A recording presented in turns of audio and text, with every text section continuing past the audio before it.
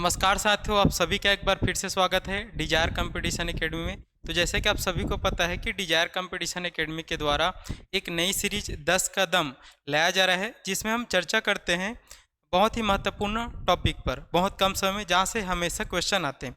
तो आज का जो हमारा टॉपिक है वो संविधान संशोधन की प्रक्रिया है। हम सभी को पता है कि भारत का जो संविधान है उसमें हम संशोधन कर सकते हैं, तो उसकी प्रक्रिया क्या होती है उनके बारे में आज हम चर्चा करेंगे और ये डिस्कस करेंगे कि यहाँ से क्वेश्चन कैसे आते हैं और इनकी प्रक्रिया में हमको क्या क्या चीज़ों को यहाँ पर ध्यान देना है। तो चलिए हम चर्चा करते हैं। आज का हमारा टॉपिक है इस 10 के दम के अंतर्गत संविधान संशोधन की प्रक्रिया, और ये प्रक्रिया बताई गई हमारे एक आर्टिकल 368 में। चलिए तो चर्चा करते हैं यहाँ पर उसके बारे में। ये संविधान संशोधन की प्रक्रिया हम देखते हैं। तो संविधान संशोधन की जो प्रक्रिया होती है, हमको सभी को पता है कि संविधान संशोधन होता क्या है। संशोधन मतलब आप सभी समझ रहे होंगे कि एक चेंजेस, एक परिवर्तन। तो हमारा जो संविधान है वो बना है या फिर पूर्ण रूप से लागू हुआ था 26 जनवरी 1950 को। तो जब 26 जनवरी 1950 को लागू हुआ था तो हमारे जो संविधान बनाने वाले थे, संविधान निर्माता थे, संविधान सभा थे, तो उन्होंने ये अनुमान लगाया हुआ था कि आगे समय में आकर चीज़ें बदलेगी, परिस्थितियाँ बदलेगी और हर चीज़ों में परिवर्तन आएगा। तो 1950 में जो संविधान बनाया गया है वो आगे चलकर रिलेवेंस नहीं रखेगा, उसकी प्रासंगिकता उतनी नहीं रहेगी। तो उसमें कुछ हमको चेंज करने का, उसमें परिवर्तन करने का हमको एक प्रक्रिया बनाना है। तो संविधान में परिवर्तन जो हम करते हैं उसी को हम बोलते हैं संविधान संशोधन। तो हमारा जो संविधान बना है 26 जनवरी 1950 को पूर्ण रूप से लागू हुआ था और आज का डेट चल रहा है 2024। तो इस 74 या 75 साल के बीच में बहुत सारी चीज़ें बदली है, तो उनके अनुसार हमको संविधान को बदलना भी पड़ता है, चेंज करना भी पड़ता है, कुछ चीज़ों को जोड़ना पड़ता है और कुछ चीज़ों को हटाना भी पड़ता है। तो यही कहलाती है संविधान में संशोधन करने की यहाँ पर एक प्रक्रिया। तो उस प्रक्रिया को हम जानेंगे कि कैसे संविधान में हम संशोधन कर सकते हैं। जैसे अगर हमको बात करें कि संविधान में संशोधन करने की जो प्रक्रिया है वो कहाँ पर दिया गया या फिर कहाँ पर लिखा गया है, तो आपको बताना है कि हमारे संविधान के जो भाग 20 है, 20वें नंबर का जो भाग है उसमें एक आर्टिकल है 368। तो इसी भाग 20 में यहाँ पर बताया गया है संविधान संशोधन की प्रक्रिया। और हमारे संविधान में जो संशोधन करने की जो शक्ति होती है वो केवल और केवल किनके पास है? संसद के पास है। ये आपको ध्यान में रखना है, संसद ही यहाँ पर संविधान संशोधन को कर सकती है। अब संसद के 3 अंग आते हैं, उसमें 2 सदन है, एक लोकसभा है, एक राज्यसभा है और एक अंग है उसके राष्ट्रपति। तो ये तीनों मिलाकर संसद का निर्माण करती है। तो इन्हीं के पास ही यहाँ पर संविधान में संशोधन करने की शक्ति निहित है। ये आपको बताना है। अगर आपसे पूछे कि भारतीय संविधान में संशोधन कौन कर सकती है, तो आपको बताना है संसद भारतीय संविधान में संशोधन कर सकती। अब हमको एक चीज़ और पूछा जाता है क्वेश्चन कि भारत के संविधान में संशोधन करने की जो प्रक्रिया है या फिर जो प्रेरणा है या फिर कहाँ से वो प्रेरित हुआ, तो आपको बताना है कि भारत का जो संविधान में हम संशोधन करते हैं वो दक्षिण अफ्रीका के संविधान से लिया गया है। दक्षिण अफ्रीका के संविधान का जब अध्ययन किया गया तो हमारे संविधान निर्माताओं को पता चला कि ये लोग अपने संविधान में संशोधन भी कर सकते हैं। तो वो प्रक्रिया अच्छा लगा तो उन्होंने इसको कहाँ से अडॉप्ट किया है? इसको दक्षिण अफ्रीका से अडॉप्ट किया है। तो आपको बताना है कि संशोधन की जो प्रक्रिया है वो प्रेरित है दक्षिण अफ्रीका के संविधान से, ये आपको बताना है। चलिए अब हम जाते हैं अगले यहाँ पर प्रक्रिया पे। तो देखो संशोधन की जो शक्ति है मैं आपको बता चुका हूँ अभी, संशोधन की जो शक्ति संविधान में वो संसद के पास है। यहाँ पर लिख दिया मैंने कि संसद के पास है और मैंने क्वेश्चन भी बता दिया कि संविधान में संशोधन कौन कर सकती है, तो आपको बताना है भारतीय संसद कर सकती है। अब हमको ये ध्यान रखना है कि कभी कभी आपसे क्वेश्चन पूछ दिया जाता है क्या भारत के संविधान में संशोधन राज्य के विधानमंडल कर सकती कि नहीं कर सकती, क्योंकि हम जानते हैं कि राज्यों में विधानमंडल होता है जिसमें कई राज्यों में एक सदस्य है या फिर एकल परिषद है जिसको हम विधानसभा बोलते हैं, और लगभग 6 राज्यों में विधान परिषद भी है जिनको हम विधानमंडल बोलते हैं। तो क्या हमारे विधानमंडल के द्वारा भी संविधान में यहाँ पर संशोधन किया जा सकता है कि नहीं किया जा सकता है? तो आपको बताना है कि राज्य विधानमंडल को संविधान में संशोधन करने की यहाँ पर बिल्कुल भी अधिकार नहीं है, शक्ति नहीं। हाँ, हम एक संविधान संशोधन की प्रक्रिया पढ़ेंगे जब हम देखेंगे कि कुछ यहाँ पर संघात्मक संशोधन अगर हमको करना है देश के संविधान में, तब 50% राज्यों का अनुसमर्थन लिया जाता है तो एक अलग कॉन्सेप्ट है वो। लेकिन यहाँ पर आपको बताना है कि राज्य विधानमंडल को संविधान में संशोधन करने की कोई भी शक्ति नहीं दिया गया है। तो केवल और केवल किनके पास है, संसद के पास है संविधान में संशोधन करने की शक्ति। अब हमको एक क्वेश्चन और आता है, क्या हम पूरे संविधान में परिवर्तन कर सकते हैं या फिर कुछ जगहों पर ही परिवर्तन। जैसे अगर हम बात करें तो भारत का जो संविधान है उसमें वर्तमान में 22 भाग है और बढ़कर ये लगभग 25 हो चुके हैं। तो क्या इन 25 भागों में हम संशोधन कर सकते हैं? उसके साथ साथ ही 12 अनुसूचियाँ भी है और एक प्रस्तावना भी है। तो आपसे क्वेश्चन पूछे क्या पूरे संपूर्ण संविधान में संशोधन किया जा सकता है, तो आपको बताना है कि हाँ, संपूर्ण संविधान में संशोधन कर सकते हैं, चाहे उसकी प्रस्तावना हो संविधान की, चाहे हमारे मूल अधिकार हो। शुरुआत में अगर हम बात करें तो प्रस्तावना में परिवर्तन को लेकर, प्रस्तावना में संशोधन को लेकर बहुत सारे विवाद लंबे समय तक चले हैं और उसी प्रकार मूल अधिकार में भी संशोधन को लेकर यहाँ पर अधिकार चले हैं। तो अब वर्तमान स्थिति यह है कि हम संपूर्ण संविधान में संशोधन कर सकते हैं, ये आपको ध्यान में रखना है। लेकिन एक चीज़ और ध्यान रखना है कि हम संपूर्ण संविधान में तो संशोधन कर सकते हैं, लेकिन उनका जो मूल ढांचा है जिसको हम बेसिक स्ट्रक्चर बोलते हैं या फिर आधारभूत सिद्धांत बोलते हैं, उनको हम प्रभावित नहीं कर सकते। जैसे अगर हम बात करें भारत के संविधान का आधारभूत ढांचा, उसके लिए भी हम एक 10 कदम सीरीज बनाएंगे कि बेसिक स्ट्रक्चर क्या है संविधान का। जैसे मैं आपको समझाने के लिए बोल सकता हूँ कि भारत एक लोकतांत्रिक राज्य है, भारत एक गणतंत्रात्मक राज्य है, भारत एक पंथ निरपेक्ष राज्य है। तो ये भारत के जो संविधान का मूल ढांचा है, तो इन मूल ढांचा को आप कभी परिवर्तित नहीं कर सकते। परिवर्तन करना है कितना भी करो, लेकिन भारत का जो संविधान का मूल ढांचा है वो कभी भी प्रभावित नहीं होना चाहिए। और ये चीज़ें हमको निकल के आई थी 1973 में केशवानंद भारती विवाद में, कि भारत की संसद संविधान में जितना चाहे परिवर्तन करे, लेकिन उनके मूल ढांचे के साथ छेड़छाड़ नहीं होना चाहिए, वो प्रभावित नहीं होना चाहिए। तो आपसे क्वेश्चन पूछेगा कि क्या संविधान में हम संपूर्ण संविधान में परिवर्तन कर सकते हैं कि नहीं कर सकते। तो आपको बताना है संपूर्ण संविधान में हम परिवर्तन कर सकते हैं, यहाँ तक कि उसके प्रस्तावना को भी हम परिवर्तित कर सकते हैं। हमने किया है एक बार 42वां संविधान संशोधन 1976, हमने 4 शब्द जोड़े, उसको हम पढ़ेंगे कभी, ठीक है। और यहाँ तक कि मूल अधिकार को भी हम घटा सकते हैं, बढ़ा सकते हैं, और एक किसके पास है, संसद के पास। लेकिन संसद को याद रखना है कि इसका मूल ढांचा क्या नहीं होना चाहिए, प्रभावित नहीं होना चाहिए। तो ये आपको ध्यान पे रखना है, ठीक है। चलिए अब हम जाते हैं अगले पे। तो अब हम देखते हैं कि जो संविधान संशोधन विधेयक होता है, जो कॉन्स्टिट्यूशन अमेंडमेंट बिल होता है, वो किस तरीके से, उसके लिए क्या क्या चीज़ों का यहाँ पर ध्यान रखना जरूरी है। तो अगर आपसे पूछे कि संविधान संशोधन जो विधेयक है, तो इसको पारित करवाना है, इसको प्रस्ताव को लाना है, तो क्या इनको हम किसी भी सदन से ला सकते हैं या फिर इसके लिए कोई एक सदन को ही लिया गया। जैसे अगर हम धन विधेयक की बात की जाए तो धन विधेयक को हम केवल लोकसभा से ही यहाँ पर शुरुआत कर सकते हैं, लेकिन संविधान संशोधन का जो विधेयक है उसको हम किसी भी सदन से प्रारंभ कर सकते हैं। जैसे हम जानते हैं कि भारत में 2 सदन है ना, एक लोकसभा है और दूसरा कौन सा है, राज्यसभा। तो अगर आपको भारत के संविधान में यहाँ पर संशोधन करना है तो आप इसको किसी भी सदन से शुरुआत कर सकते हैं, आरंभ कर सकते हैं। चाहे उसको आप पहले लोकसभा में ले जाओ, चाहे आप पहले उसको कहाँ पे ले जाओ, राज्यसभा में ले जाओ, लेकिन पहला सदन जहाँ पर भी लाया जाता है उसको हमेशा दूसरा सदन में भेजा जाता है और दोनों सदन से अलग अलग पारित होना चाहिए, ये हमको ध्यान पे रखना है, ठीक है। दूसरा क्वेश्चन ये पूछा जाता है कि संविधान संशोधन बिल को क्या सरकारी सदस्य ही यहाँ पर लेकर आ सकते हैं या फिर गैर सरकारी सदस्य भी लेकर आ सकते हैं।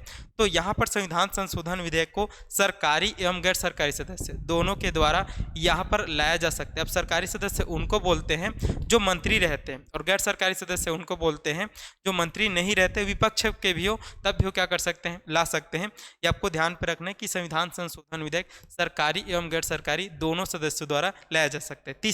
तीसरा बातें हम पढ़ते हैं कि दोनों सदनों को यहाँ पर बराबर शक्ति है। संविधान संशोधन के मामलों में यहाँ पर दोनों सदन अर्थात एक लोकसभा और एक राज्यसभा दोनों को बराबर शक्ति है। अगर हम राज्यसभा की बात करें तो उनको धन विधेयकों के मामले में ज़्यादा शक्ति नहीं है, केवल वो 14 दिन तक धन विधेयकों को अपने पास रोक सकती है, ये हमको देखना है। साधारण विधेयकों को 180 दिन तक रोक सकती है और उसके बाद फिर उनमें संयुक्त अधिवेशन का प्रावधान है, तो उनमें दोनों में यहाँ पर राज्यसभा को कम शक्ति है। लेकिन जो संविधान संशोधन विधेयक है उनमें दोनों सदनों को बराबर शक्ति है। अगर राज्यसभा इसको अस्वीकृत करता है तो लोकसभा भी उसको अस्वीकृत करेगी, ये आपको ध्यान पे रखना है। और चौथा बात ये होता है कि संयुक्त अधिवेशन इसमें बुलाई नहीं जा सकती। संयुक्त अधिवेशन कब बुलाई जाती है, जब दोनों सदनों में गतिरोध हो तब संयुक्त अधिवेशन बुलाई जाती है।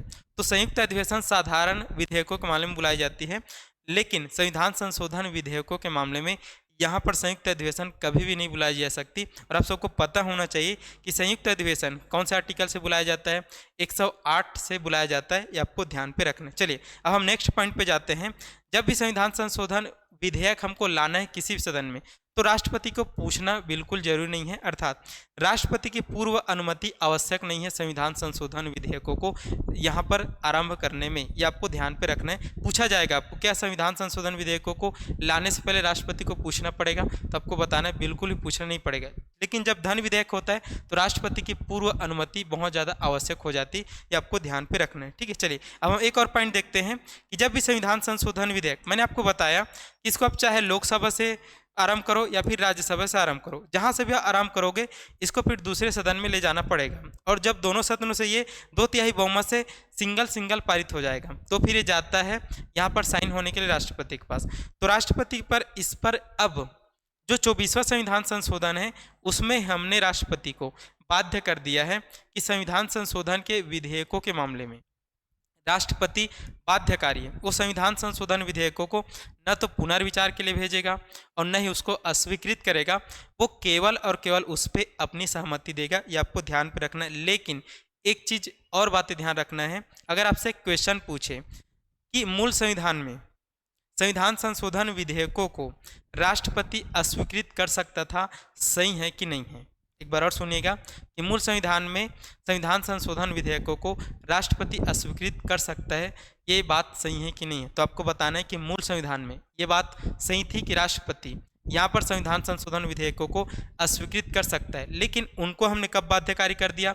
24वां संविधान संशोधन अधिनियम 1971 से इसको हम बाध्यकारी कर दिया कि अब राष्ट्रपति संविधान संशोधन विधेयकों के मामले में केवल और केवल स्वीकृति देगा। तो ये भी क्वेश्चन पूछा जाता है कि संविधान संशोधन विधेयकों में राष्ट्रपति को बाध्यकारी कौन से अधिनियम से किया गया? तो आपको बताना है 24वां संविधान संशोधन अधिनियम 1971 से किया गया। ये आपको ध्यान पे रखना है, ठीक है। चलिए नेक्स्ट बातें हैं कि दोनों सदनों से इसको विशेष बहुमत से पारित होना चाहिए। मैंने बताया क्या कि जो संविधान संशोधन विधेयक है आप किसी भी सदन से प्रारंभ कर सकते हो, और किसी भी सदन से आप प्रारंभ करते हो तो उसको वहाँ से 2/3 बहुमत से पास होना चाहिए। उसके बाद वो जाता है दूसरे सदन में और वहाँ से भी वो 2/3 बहुमत से पास होना चाहिए। इसको हम बोलते हैं विशेष बहुमत। जैसे अगर हमने इसको पहले लोकसभा में क्या किया है, लाया है, प्रारंभ किया है, तो लोकसभा में हम इसको क्या कराएंगे, 2/3 बहुमत से पास कराएंगे। फिर ये चला जाएगा कहाँ पे, फिर ये चला जाएगा राज्यसभा, और राज्यसभा में भी इसको हम क्या करेंगे, 2/3 बहुमत से पास कराएंगे। फिर ये दोनों 2/3 बहुमत से अगर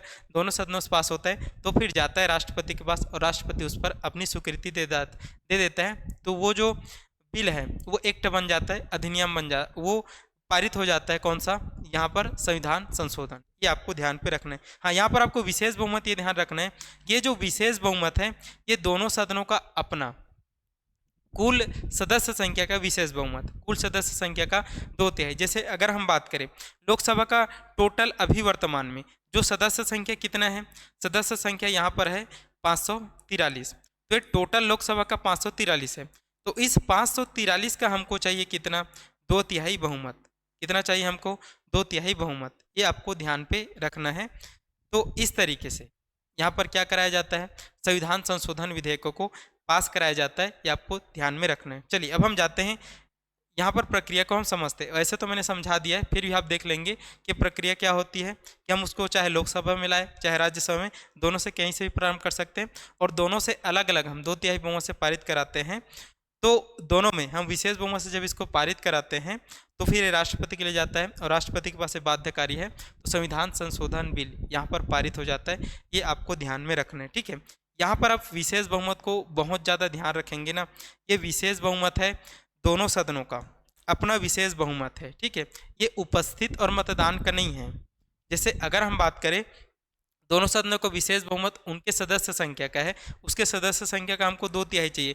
जैसे लोकसभा का 543 सदस्यों का 2/3 चाहिए, और राज्यसभा का 245 का हमको 2/3 चाहिए। और 2/3 जितना भी आता है आप निकाल लेंगे, और उसका बहुमत से उस दिन अगर पारित होता है तभी ये पारित हो पाएगा। अगर उस दिन मान लो जाए केवल और केवल 300 लोग उपस्थित है और उनका 2/3 यहाँ पर लागू हो जाता है, लेकिन इसके कुल संख्या का 2/3 अगर नहीं पास हो जाता है तो वो बिल क्या नहीं हो पाएगा, वहाँ से पारित नहीं हो पाएगा, ये आपको ध्यान रखना है। इसलिए मैं यहाँ पर बार बार लिखा हूँ दोनों का विशेष बहुमत, ये नहीं लिखा हूँ कि उपस्थिति एवं मतदान का विशेष बहुमत, ठीक है। तो संविधान संशोधन विधेयकों को पास कराने के लिए उपस्थिति बहुत ज़्यादा मात्रा में चाहिए, ये आपको ध्यान पे रखना है, ठीक है। चलिए अब हम देखते हैं कि अभी तक भारतीय संविधान में 106 संशोधन हो चुके हैं। कितने हो चुके हैं? 106। भारत का जो संविधान है पूर्ण रूप से लागू कब हुआ था? 26 जनवरी 1950 को हुआ था। और 26 जनवरी 1950 से लेकर अभी वर्तमान 2024 तक 106 बार संविधान संशोधन किया जा चुका है, ये आपको ध्यान में रखना है, जो एक बहुत बड़ी संख्या है, ठीक है। अब देखते हैं कि यहाँ पर जो 106वां संविधान संशोधन है वो नारी शक्ति वंदन अधिनियम है। कौन सा है वो? नारी शक्ति वंदन अधिनियम है, जिसमें हमने लोकसभा और विधानसभा में जो महिलाओं की राजनीति का आरक्षण है उसमें हमने 33% महिला आरक्षण दिए हैं। मतलब जितने भी सीट है लोकसभा में चाहे विधानसभा में, तो उसका 33% किसको रहेगा? महिलाओं को जाएगा। तो इस अधिनियम को हमने 106वां संविधान संशोधन अधिनियम से पारित किया है। और ये अभी लागू तो नहीं है, अभी लागू इसलिए नहीं है क्योंकि परिसीमन हुआ नहीं है। और जैसे ही नेक्स्ट परिसीमन होता है तो परिसीमन के बाद जितना भी सीट आता है, जितनी भी आता है, तो उसका 33% किसको चला जाएगा? महिलाओं को चला जाएगा। तो ये महिला आरक्षण से संबंधित है, ये आपको ध्यान में रखना है। और ये लागू हो गया, ये पारित हो गया था कब से? 28 सितंबर 2023 से। लेकिन अभी ये लागू नहीं हुआ है क्योंकि इसको बोला गया है नेक्स्ट परिसीमन के बाद। तो चलिए, ये था हमारा आज का संविधान संशोधन की प्रक्रिया। हमने जाना कितना हो चुका है, इसको भी हमने जाना। अगला जो टॉपिक रहेगा 10 कदम, वो इसी पर ही बेस्ड रहेगा कि संविधान संशोधन कितने प्रकार के होते हैं। कुछ संविधान संशोधन केवल साधारण विधेयक से हो जाते हैं, या फिर साधारण विधेयक बोलता हूँ, साधारण बहुमत से हो जाते हैं। कुछ संविधान संशोधन विशेष बहुमत से होते हैं 2/3, और कुछ संविधान संशोधन विशेष बहुमत के साथ 50% या फिर आधे राज्यों के अनुसमर्थन के साथ होते हैं। तो वीडियो लंबी हो जाएगी, तो मैं एक वीडियो और ला रहा हूँ कि संविधान संशोधन का प्रकार कितने टाइप के होते हैं, उस पर हम चर्चा करेंगे। तो उसके लिए भी आप क्या करेंगे, यहाँ पर वेट करेंगे थोड़ा सा। और आज का जो टॉपिक है कैसा लगा, आपको समझ आया नहीं आया, आप कमेंट बॉक्स में कमेंट करेंगे। और यहाँ पर आप बताएंगे कि और कौन से टॉपिक पर आपको 10 कदम वीडियो चाहिए। तो चलिए, आज के लिए इतना ही, और आप सभी का बहुत बहुत धन्यवाद। जुड़े रहिएगा डिजायर कंपटीशन एकेडमी के साथ। धन्यवाद।